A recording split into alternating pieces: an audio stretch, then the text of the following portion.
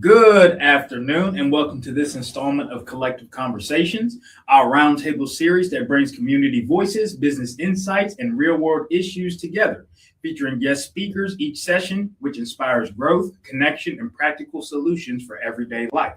Today's guest speakers.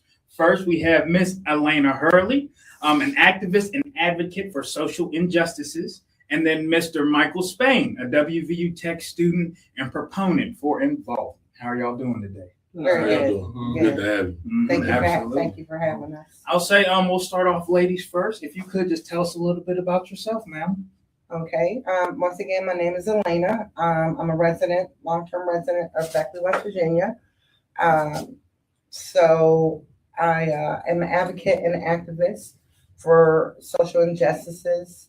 I'm one of the state tri-chairs of the West Virginia Poor People's Campaign, which actually went as far back to 1968 when Dr. Martin Luther King and the Reverend Jesse Jackson and others from the Southern Christians Leader Association were starting the Poor People's Campaign.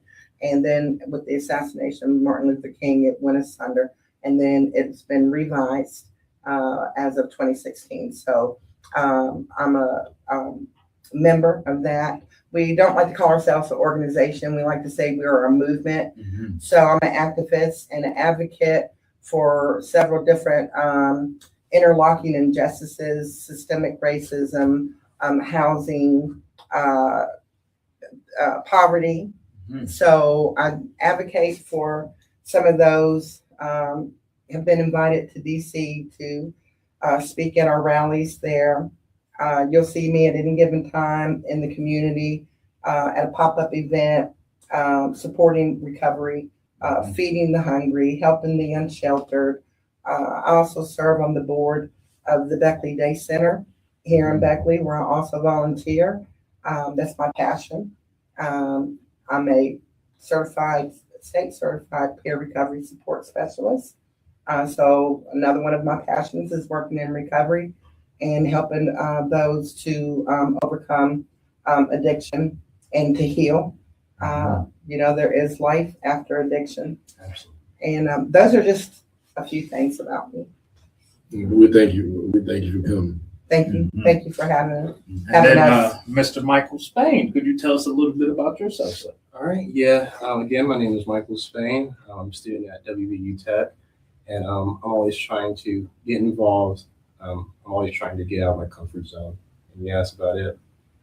I mean, we appreciate you having you.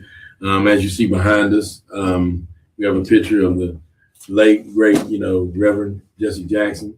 And Mike's going to, speak a little about him. We'll, throughout the show, honor him as well, and also talk about, social change and talk about activism as well. Okay, so Jesse Jackson, the Reverend Jesse Jackson Sr. is one of the most influential civil rights, political, and social justice leaders in modern American history. Born on October 8th, 1941 in Greensville, South Carolina, he rose from humble beginnings in the segregated South to become a national voice for equality, opportunity, and economic empowerment. As a young activist, Jackson worked closely with Dr. Martin Luther King Jr. during the civil rights movement, participating in marches, voter registration efforts, and campaigns to end segregation and poverty. After Dr. King's assassination, Jackson continued the mission by founding organizations dedicated to social and economic justice, most notably the Rainbow Push Coalition, which focused on education, voter engagement, fair employment, and minority business development. Jackson later became a groundbreaking political figure, running for president of the United States in 1984 and 1988. His campaigns expanded voter participation, built multicultural political coalitions, and helped open doors for future generations of leaders.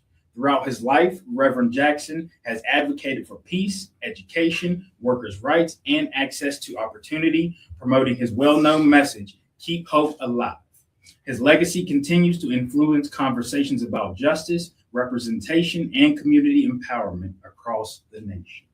Thank you for that. And I think, when we talk about, someone who kind of, definitely stood and meant, and showed us what activism was. I know now, when we talk about, activism now and also protesting, you see a lot of violence. I mean, it has been in the past, but a lot of times people, it comes to the forefront when someone seems like a protest is, and violence is, and definitely involved. But when I think of Reverend Jesse Jackson, I never saw that. I never saw that part of it. I want to give you a brief definition of activism. It is an intentional action people take to bring out social, political, economic, and environmental change. It usually involves organizing, speaking out, protesting, educating others, and pressuring institutions to change policies or behavior.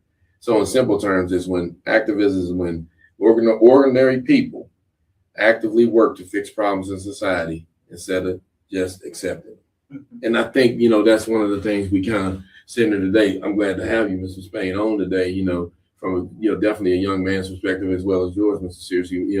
It's just one of those things like, we see a lot of different things. We don't always have to let the TV kind of define the way things are. We can speak about it and talk about it in a way to where, and show, and this is, definitely show a person that definitely did this. Did it in the right way. Right. And that's the thing. And it says, he goes against them when you read his bio. The things that he changed, even running for president twice, which I knew, and that was unheard of at the time, when he ran. That was but just those things definitely, definitely to me made a big deal to me. And then, like I said, to celebrate him here today, it's a great thing.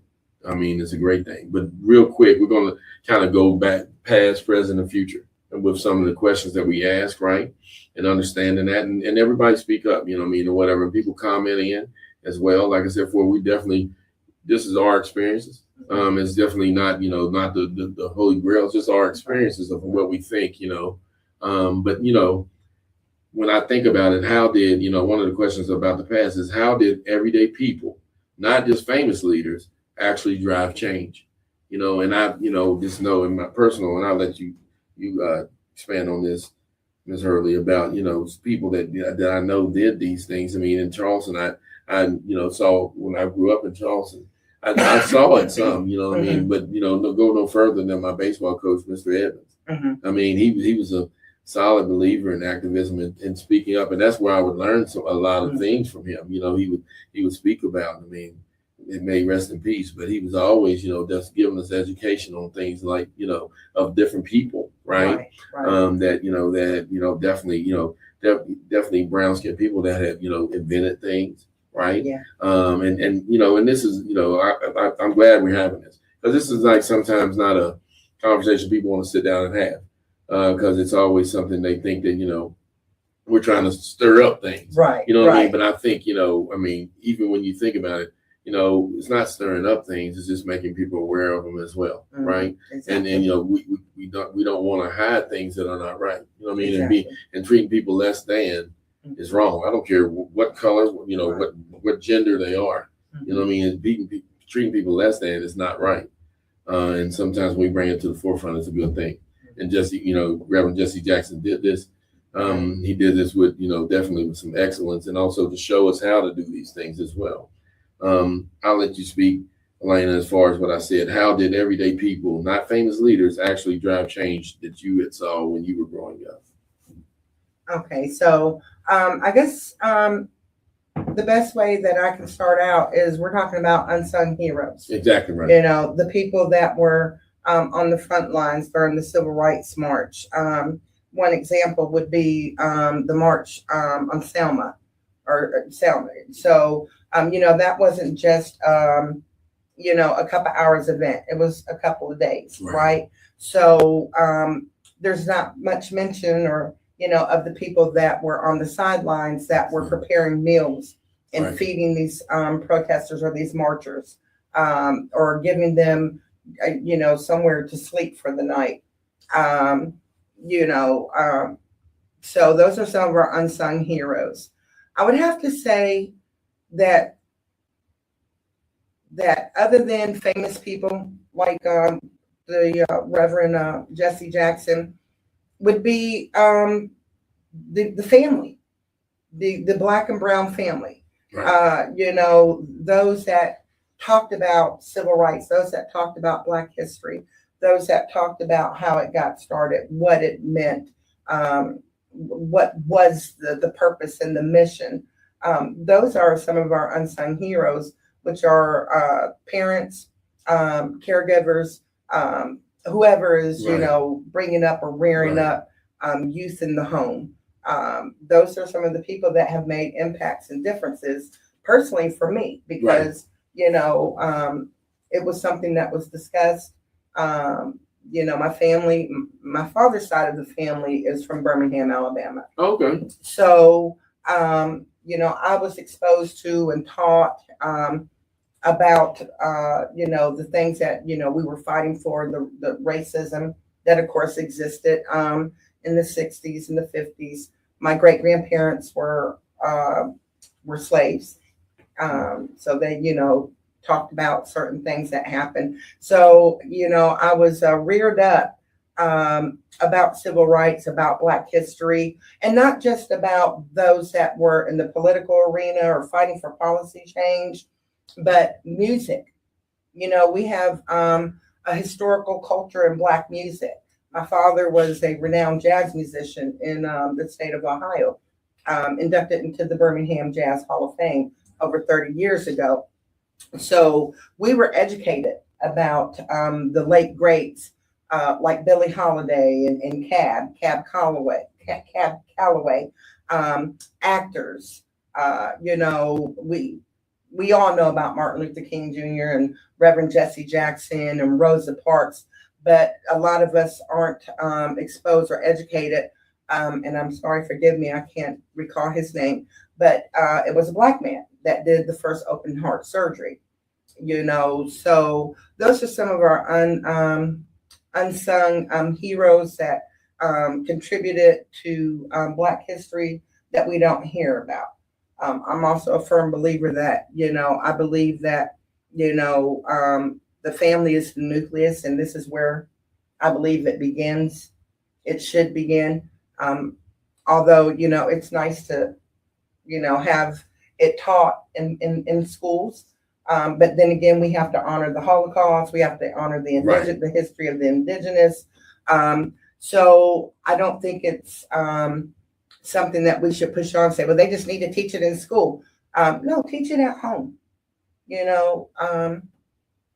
Teach our children, teach the youth, our history, because we're celebrating it, and it's okay to talk about history, although some things were unpleasant, slavery and whatnot. But I believe it can be talked about in a celebratory way. Right. And I think, just, going, to the young gentleman here, to understand just, some of the impact that we went through before, and not so much me, but my parents and their my grandparents, those things. It's just like, to me, when she said something about, looking up to some of these heroes, I think that's the biggest thing. For me to see that, because sometimes you just, to me, color is different. Right? We're all different colors, really. If you really know the truth, all of us are, even in this room. But it's like being, set in a group, right? And you hardly ever see anybody that you see that are, on TV or has been, celebrated. It does make a difference. I'm just going to tell you the truth. It does. Because, sometimes that's all people do is look, right? And say, well, you look like this person, you look like that person, or whatever. But it's not how your actions, you may act totally different, right? But to see that in the group us in a certain pain, it's anybody, it doesn't matter who it is. You would really want to see some people, really have done some great things and say, well, guess what? Maybe I can do that as well. But that, hopefully we can go beyond that as far as just the look of us. But for most part, sometimes that's what it is. So for me, when I saw that and being young, and hearing about, all the people, it does give you an indication that, man, I can do these things as well. This was never a thing for me, it was never a thing of like, because I didn't look, lighter, that I can't do it. It wasn't that, it's just a good thing to see, that people were definitely, had the smarts enough to do these things and overcome. Now that I know, overcome some very tough obstacles in order to even get to the place they were at as well. I mean, I don't know. So the question I would ask you is, even in your own, I know you, well, grandparents, hopefully you've experienced them. If they ever told you any kind of stories about some of the struggles they went through when they were young, if you could kind of expand on that a little bit. Not in particular. Well, yeah, Miss Barbara Charles, Right. Of course, she's the she used to be the president of the Raleigh County chapter of the NAACP. Of course. And I actually wrote a paper. It was the profile essay. That's what the paper was titled. It was from my English 101 class. And the essay, it was a profile of her experiences.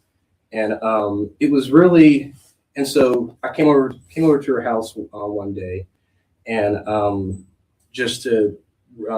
and I had a transcript. I had an audio transcript of our discussion, and it was very insightful, very informative. These issues aren't just black and white. And so one thing that she said that really sticks with me, because of course I think she was originally from California. Yes. And and of course now she resides in the city of Beckley.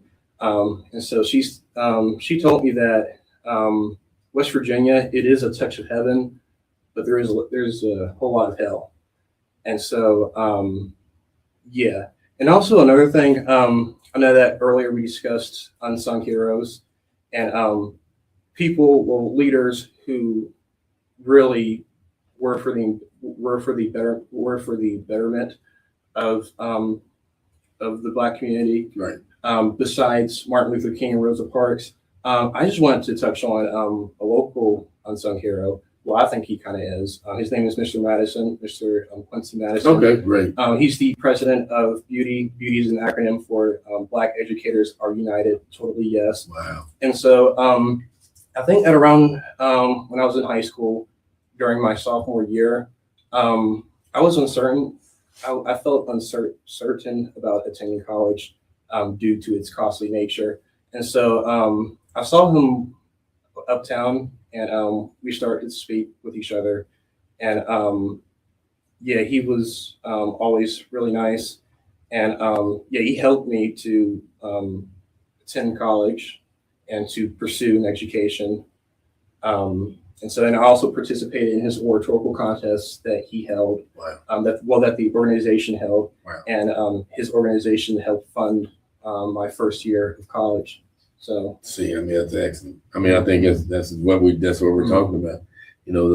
People, sometimes people don't get, to recognize, but I mean, look at the impact that they've made.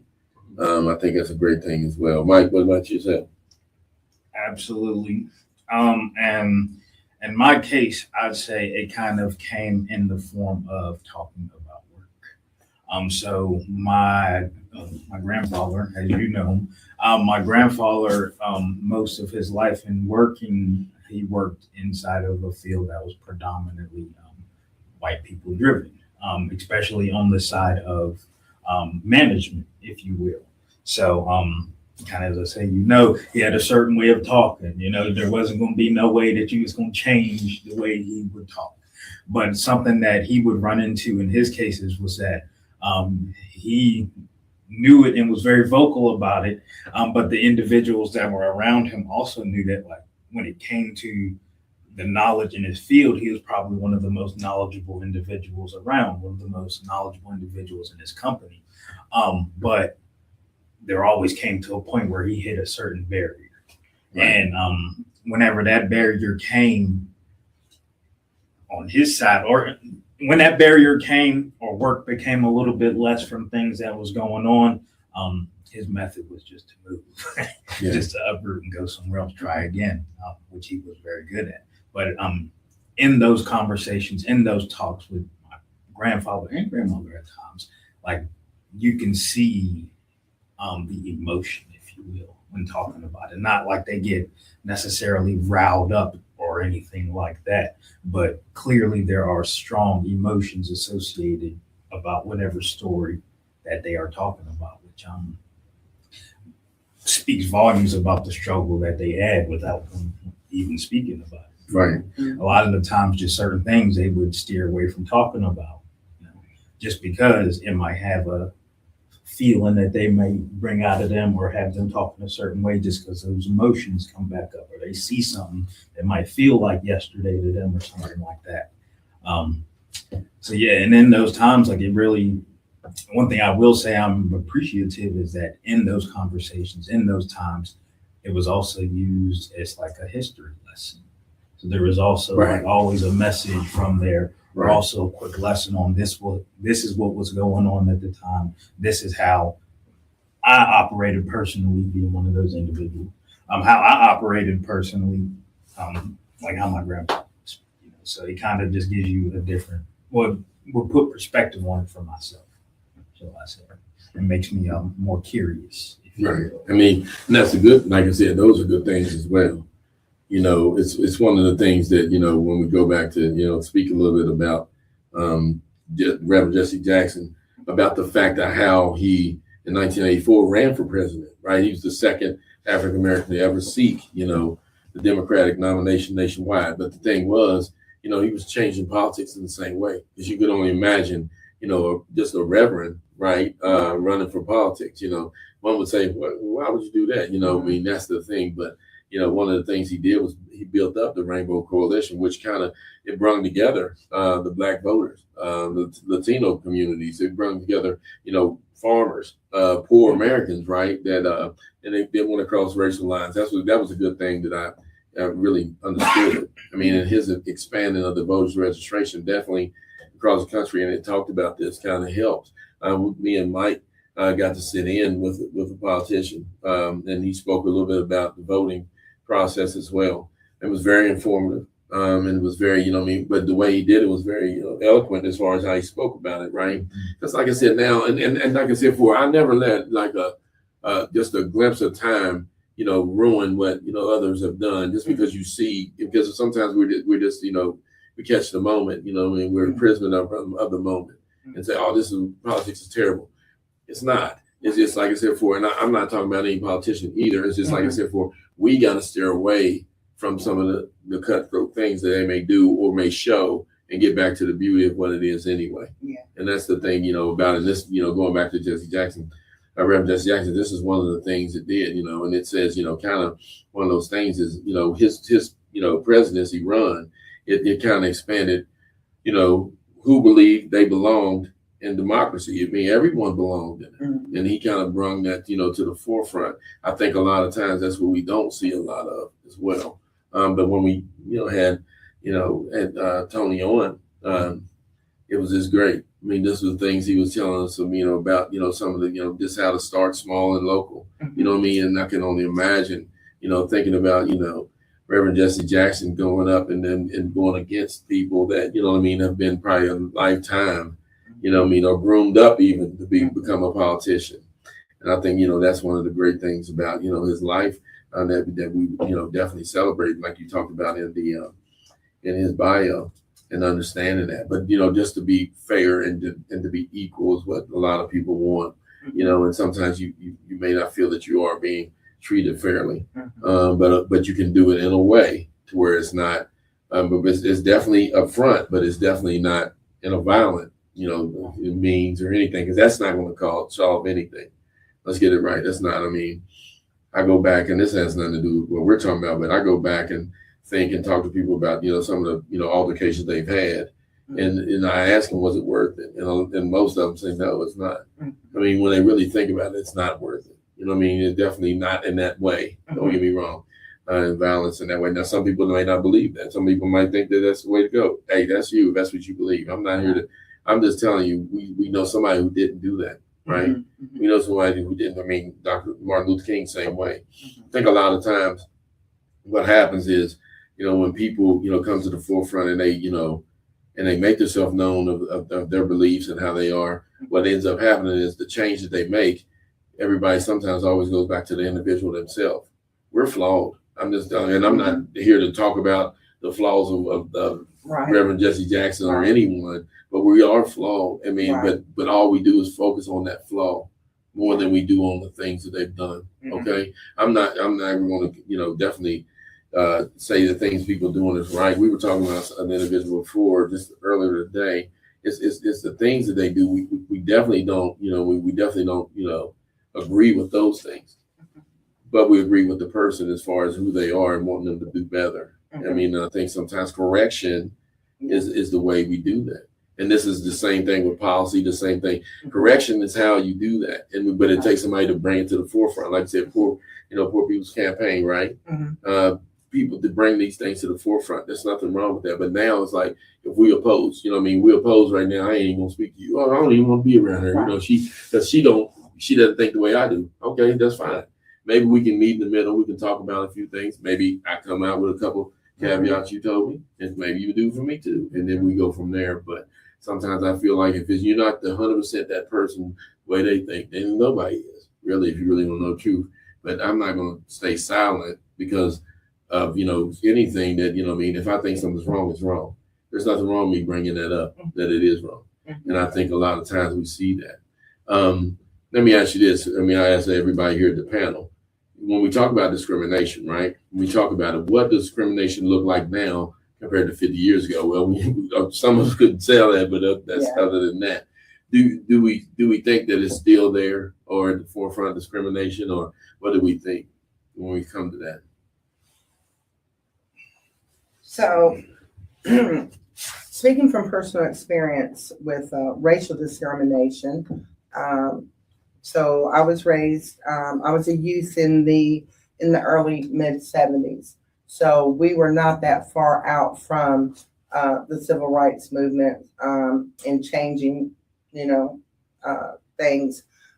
So I saw a lot of the racism expressed verbally, as you were saying, unfortunately, violently, in some of the marches down south in Alabama. One of my earliest remembrances is Mama, that's my grandmother, we called her Mama May, was taking us, all the grandchildren, out to a downtown outing in Birmingham to go shopping.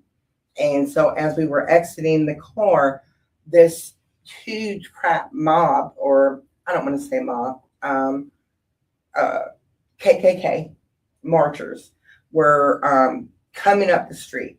So as a youngster, being, 8 years old, and I'm seeing this group of people. So, being a child, and people being 6 feet tall, they just look like giants.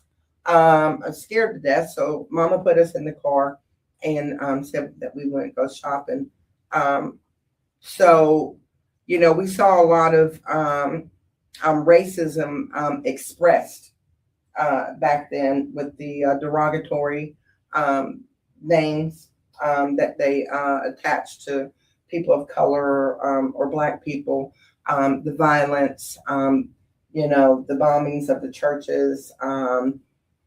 So, then we saw it kind of dissipate in the 70s as far as like the violence and whatnot, because, politicians in law stepped in to, do away with that. That was no longer, unlawful acts like that were, changed by lawful implementation of law. So didn't necessarily see that. However, as a youth, I did experience the name calling. I became kind of confused because I am multicultural, but I do identify myself, when I have to, as a Black woman. But, Mom moved us from a very diverse suburb of Cleveland, Berea, Ohio, to a totally white populated suburb, Olmsted Falls. There was 0 persons of color. So when my sister and I got there, the kids didn't know what to call us. So we got called Dago Wop, Wetback, the N-word, and so forth. So, I have firsthand experience personally in, feeling the brunt racism in that form. As you know, I continued to go into my teen and early young adulthood. I saw some change. We start seeing changes because of law and policy, like people like Reverend Jesse Jackson and others who fought for policy change. So we did start seeing change in like the employment aspect, as you were talking about, your grandfather. So we did start seeing, some more equality as far as, people of color, brown people, black people moving up, to like managerial positions and whatnot, which was unheard of. So I did start seeing change, but I still saw it. I still saw the racism. I still experienced it. What do I think about today? How far have we come? Honestly, 50 something years ago, I was born in 65. So I'm a product of that era. 60 years ago, it's not that long ago. Right. So we have made change. We have progressed, but there's still quite a bit of change that needs to happen. Right. And real quick, just to inform the viewer, right, to educate them a little bit, just in case. Discrimination is when a person or group is treated unfairly because of who they are, such as race, gender, religion, age, disability, or background. Racism is the belief that people are treated they are superior or inferior based on their race, and often leading to unequal treatment and opportunity. So, racism is a discrimination built specifically around race. Correct. So these are just some of the things that people kind of, we throw a lot of things, not saying you did, we throw a lot of terms out there and what's wrong, and be prejudiced, personal, because there are personal prejudices that we have, things we like, things biased ways we view things, right? So it's a lot of, when we have that, it's just when we start to, to group people in and then to treat them like that because of that, it's a wrong thing. I always say, and this doesn't matter what it is. You can either condone something, right? Or you can teach something. And we shouldn't be doing, if we're teaching it, that's definitely bad. But condoning is just as bad. And that's the thing. And we should, want to treat people equal. In all senses. And I get it. I understand there's certain situations. It's good that we talk like this, but when we talk about, how far we've came, sometimes it's discouraging in a way, because we should talk about, just off from merit, right? Yeah. He I'm not saying he's a great worker, but he's just not a good worker. It has nothing to do with the fact that what he looks, he's just not a good worker. You know what I mean? Right, Let's go on that. Right. And then not so much going, well, but guess what happens? A lot of times, take his color out of it, right? And then we have two people that look different, right? One stays, one doesn't. But the one that doesn't stay could say, "Oh, you're just doing it because I'm whatever color it may be." But but you're not a good worker. It had nothing to really do with that. Right. You're not a good worker. But it's all. And I think a lot of that goes back to the fact of me coming in with that mindset already. That I'm never going to move up. Or whoever it may be, and see now, and I'm taking a race out of it. I'm just saying, I'm not there. Oh man, I got to do so much things, so many things. It's okay to do the right thing, though.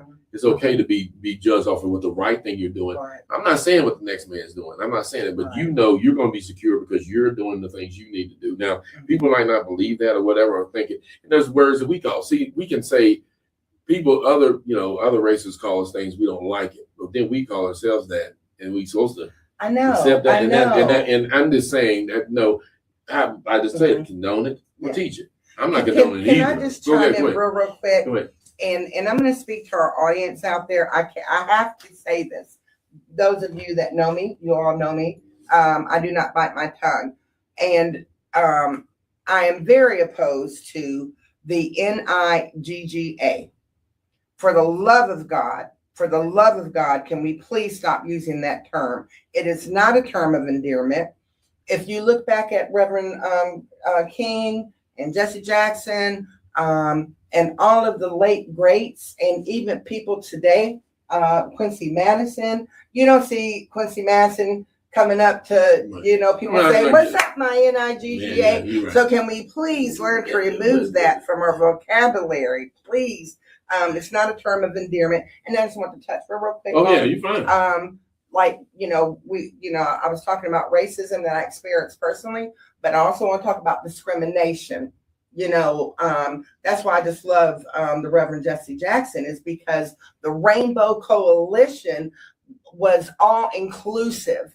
It wasn't just about for Black people. It was for LGBTQ. It was women. It was economically disadvantaged. So now we're talking about people that were discriminated against because of certain circumstances. And like for me, personally, I'm a person that lives with disability, and people that live with disabilities, irregardless of what your race is, have been discriminated against. And we have seen, because we're here to celebrate, so I don't want to sound like a wet blanket, but we are here to celebrate those achievements, those accomplishments. We've made great strides with people living with disabilities, right? And the social and economic disadvantaged people, which has nothing to do with race. How can we sit here today and speak about the things we're speaking about if it hasn't been some change made?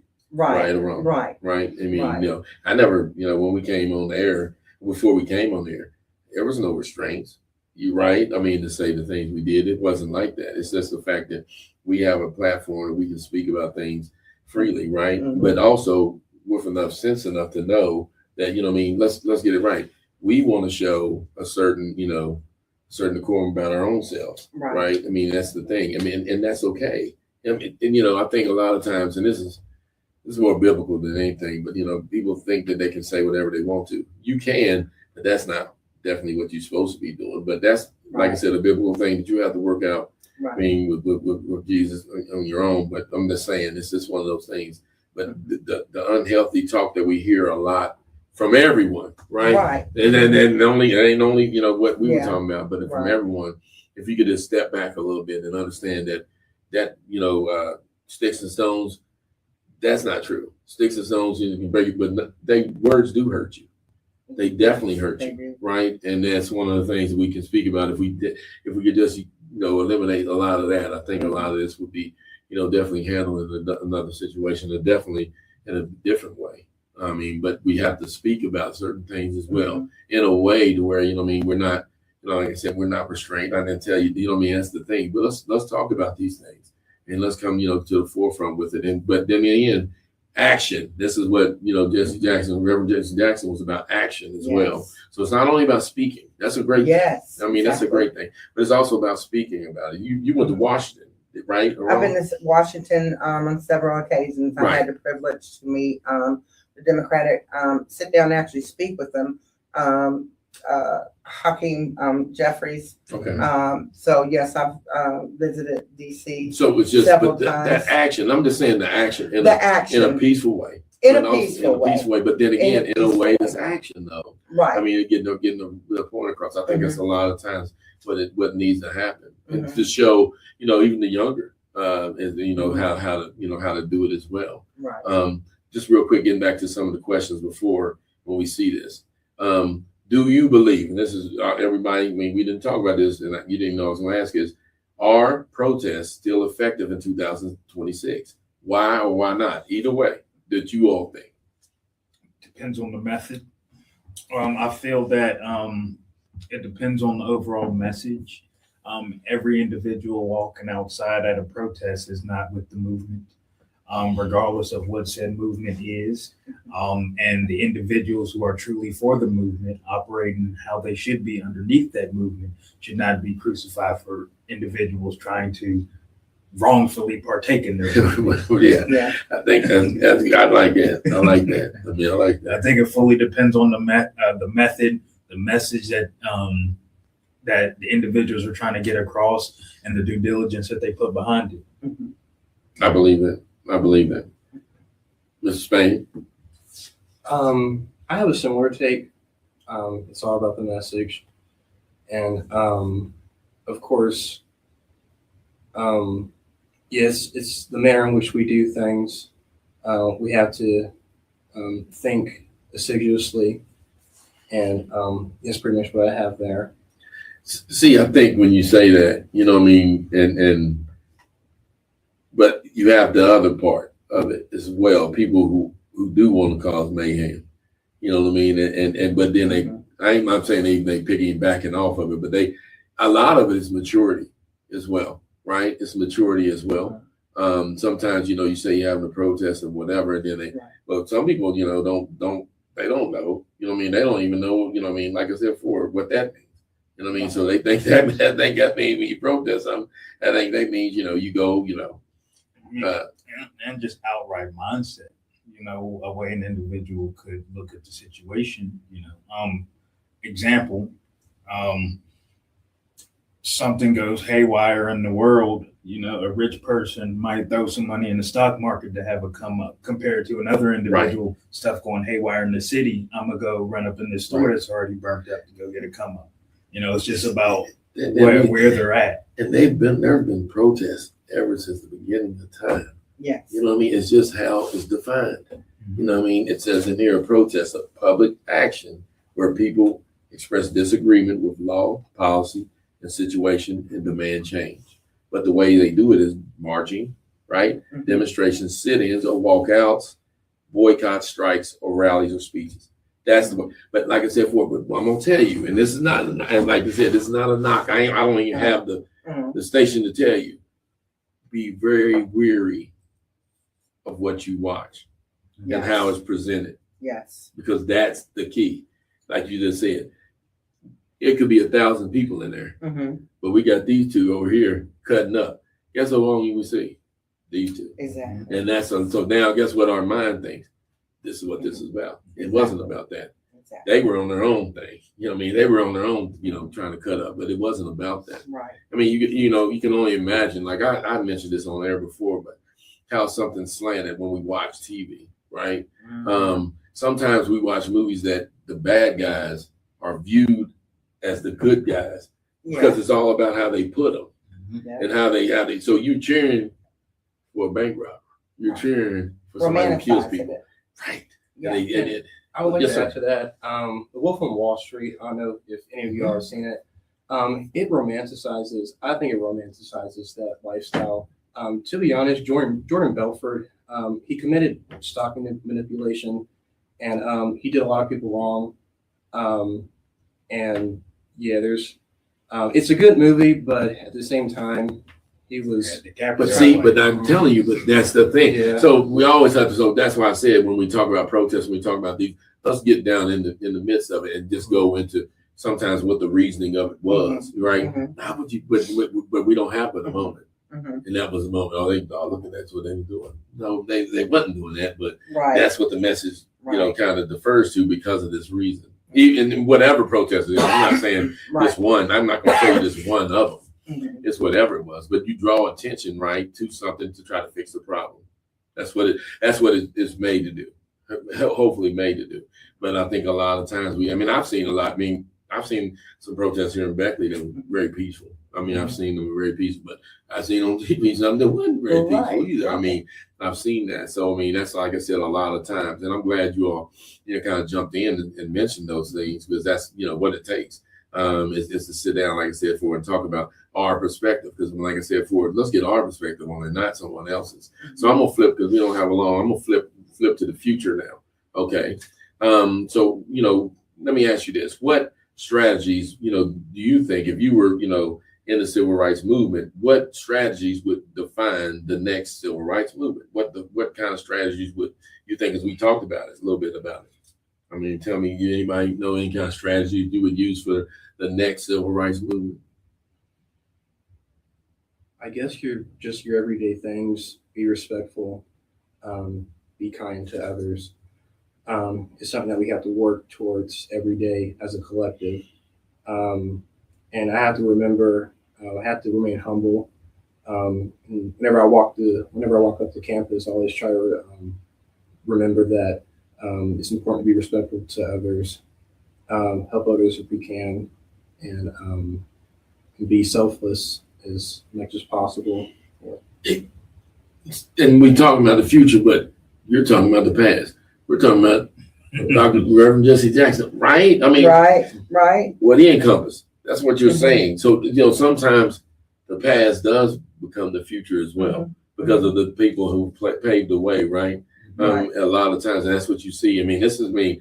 When you were saying that, that's what I'm thinking. I don't think, you know what I mean? I mean, but then again, I'm not digging in trying to, and that's the thing. We're in a day and age with, if we would have knew something or something, it already Right. been there, right? Right. If it was the case, and I mean, you just don't see it a lot, you know what I mean? And it stood the test of time when it comes to it as well. And that's what I guess it says. What does successful civil rights future actually look like? It would look like to me the life of the late great Reverend Jesse Jackson. I think. I mean, not saying it can't expand. I'm sure if he was here, I'm sure he'd want, you know, some further progression, you know, but he's paved the way for those things as well. I think that's one of the things that I speak about. What do you think, Mike?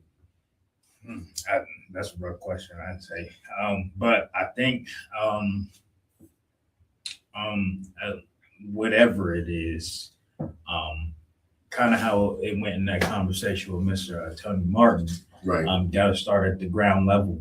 You know, you got to start with the individuals around you. You know, start with the people in your house, move to the people in your community. You know, and just start from there. If every individual has their own household together, then the community is together. You know, and so forth. Right. So on. You know, so I don't think that there. Well, I don't know if there is a method that hasn't already been done, you know, but to fix the future, I didn't say fix, to try to better the future. I mean, look at the past, look at things that have went on, look at methods that people use, do some real research to find out what worked and what did not. And then move with what worked. Right. I'm going to, you know, kind of end it with this, and we'll talk a little bit about this famous quote from Reverend Jesse Jackson, this famous quote, and it's "Keep hope alive." Tell me a little bit about that. Tell me a little bit about, for everybody here, you know, tell me a little bit about that. Keep hope alive. What do you think about that when you hear that? It's what we fight with when all else is lost. Something I struggle with every day. I always try to keep hold of it. Right. Right. I mean, you know, that is good. You know, just real quick about the definition of hope, and then you can answer back, or we can keep going. Hope is the belief that things can improve and the motivation to keep moving toward a better future. Keep hope alive. You know what I mean? And that takes us. Right. But you go ahead and speak on it. So when I think about keep hope alive, I think about my personal life and the way in which I live it. So I believe in my personal life, I practice what's called spiritual principles. And hope is one of the spiritual principles that is applicable in my daily life, in my practice. You know, I have to practice to keep hope alive. So when we speak of keep hope alive, I hope that I've done well in doing it in the form of action. For example, when Michael expressed his concerns about going to college because he didn't want to accrue student loan debt like I have. And so I could see that was, you know, a wavering in his faith and trust and belief, which is hope, right? So to keep hope alive, which I mean, always left it open, you know, because college isn't for everybody. But that was the main concern, you know. Right. He wanted to go to college, but his concern was, you know, financial, burden. So in order to keep hope alive, or to help keep hope alive within Michael, was for me to do action of affirmations, encourage him. You know, we're a household of faith. We're believers. We're Christians. So to keep hope alive, I encouraged prayer. I encouraged meditation. And, you know, eventually he found that way. And I asked him, I said, is it what you want to do? Do you want to go to college? He said, yeah. I said, well, I know that I believe without a shadow of a doubt that God's going to see you through. I may get emotional here, and this is because we're celebrating. But I said, if you want to go, God is going to send you, and you're going to go debt free. And I'm here to testify today that so far, Michael has attended 3 years of college and has 0 student loan debt. That's great. That's And you know, and then that's how we can keep hope alive within our community and to like our viewers is, you know, in the form of a message. You know, if somebody just out there hears what I just said, that might encourage them and give them hope. You're right. What about you, Mike? Hope for me, keep hope alive. On my side, on the personal level, because I do think it has different definitions personally versus in the community. Personally, for me, that just means to stay driven, stay working towards my goals. In my eyes, a dream or a goal is just a dream that you've wrote down on paper that you're tracking, trying to accomplish. And per that definition, those are the things that I want for myself in the better life that I want. So that hope is just staying on my P's and Q's, working towards a greater thing. On the community side, for me, that is just outright just for better, either working towards, speaking about, advocating for, whatever it might be, just towards communities being better. You know, keep that hope, if you will. Right. For me, you know, when you say keep hope alive as far as improving, you know, it is having, you know, you and Mike here, because you are younger, right? And the way you all speak, right? And definitely, you know, I'm not saying shielding, but definitely not having the moments, you know, in the past that we may have had to endure, or your grandparents or their grandparents had to endure, or parents, right? So it is moving forward. And then the hope is the fact that they can take it and make, you know, move it forward and play it forward. So the hope is right in front of you at times, sometimes as well, just to see that. You know, you know, Mr. Spain, he used a word I ain't even understand it, and I'm great. I mean, it's great to have that, you know, definitely that large vocabulary, but that's the thing. It's like, you know, the education is what I mean. It's to spirit forward and to keep going. Through education is how we learn. I didn't say you had to go to Tech. I mean, that's a great school. Don't get me wrong. I hope more people do enroll in West Virginia Tech. Don't get me wrong. It's not only that though. It's school itself. I mean, and we all know that it takes education. Now, I'm not saying what school, but it does take education to move forward as well. I mean, in all different types though. I mean, we have technology now. We have audio. It doesn't have to be just, you know, you reading. We want that reading, right? We want that. We have a TSK Learns where we try to help with reading and literacy as well, but we want, you know, the education to push forward, and that's what you see here, and that's the hope that you can go debt free, you know, to college, right? Which could have been a barrier before, right? And now that's not becoming a bigger barrier as it was before. That's the hope that, you know, the people before our, you know, the trailblazers before us have paved the way for that to occur at a young age and even at an old age as well. It doesn't matter. Those things, and I think that's, you know, a great thing as well, because it's, you know, it's encouraged. You know, sometimes we have to overcome things.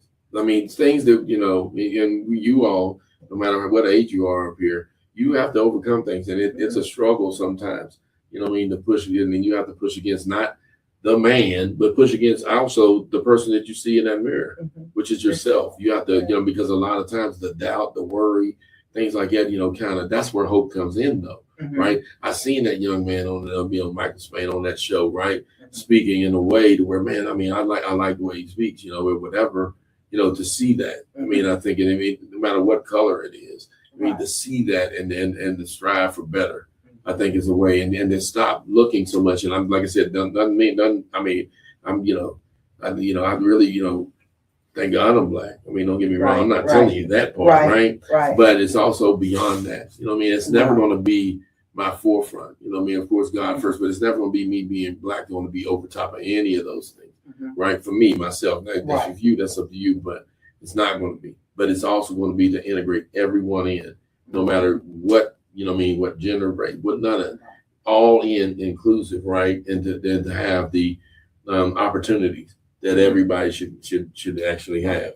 I mean, I think it's what we're sitting here today about. You know what I mean? I think it's what Reverend Jesse Jackson was about. I mean, we always talk about, and I know, and I rest in peace to him, and we pray for his family as well. And that's the thing. It's like, it's always, Dr. Luther King, and that's good. But Mhm. there's other ones as well that have paved the way as well. And I think that's a great thing too. So just I would always say just look at some of the other unsung heroes. Dr. Quincy Madison, right? I like to sit down and talk to him. Sit down and talk to him. Only because I think some of the things and I know people. Some people are very humble, and I'm sure he is, because I didn't even know a lot of that about him. I've dealt with him before, and he was always a great disciplinarian. That's when I seen him, because he actually was maybe the principal of the alternative school at one point, or he was definitely administrator there, and he always handled things with professionalism, and I like that. And how he dressed, sharp dresser. Yes. Right, sharp dresser always, and that's the thing. But that's the thing. But even being we teach a class on business etiquette. And how that matters. The dress and how that matters as well. That's a great thing to see. It's a great platform. And I appreciate every one of you for coming up here today. Because it's not always, like I said, we did have a format, of course, celebrating Reverend Jesse Jackson, but it was not always something that we spoke about how we want to speak or some of the topics, right? So I appreciate you all sitting down, and definitely, going over those things as well. I just like to mention as well, some of you knew him, some of you didn't, but, we recently had a loss in our family, Pastor Freddie Williams. He was 49 years old, just passed away actually yesterday, but and then, I look at, when we talk about Black History Month and things like that, the life that somebody lives, even if it's cut short, I think a lot of times the ground that they lay, and I thank God, for his life, and just, because it brings, me to this, doing things and helping, always want to help others, and it's always one of those things, and it's always sometimes, and he's younger than me, but I looked up to him, and he's younger than me. But that's the thing, even in the Bible, you see it a lot. Esau, and Jacob, and Joseph, and David. You see all these people that the young were looked up to from the old. I ain't saying maybe willingly, but they did because of how it was placed, right? And like I said, and I'll just say, today, you just don't know, how great it is to have you on, Michael, because to see, and Michael, he just older. But he ain't even old either. But it's always in me. But just to have you two on, to see, the growth that you all have. It still, puts it, the inspiration to me. I don't care how old I am. I'm 54. I'll tell you, I'm not afraid to hide it. But that's what keeps me going. Just like Pastor Freddie Williams got me going, even in spirituality and the faith that Jesus Christ and knowing those things. And it takes people like that in order to do that. So I wish, hope for good things for you too. Miss Hurley as well. She's still in the fight just like I am, right? And you can all come to the table and bring this to the table. So I thank you all, right? Thank the audience for listening.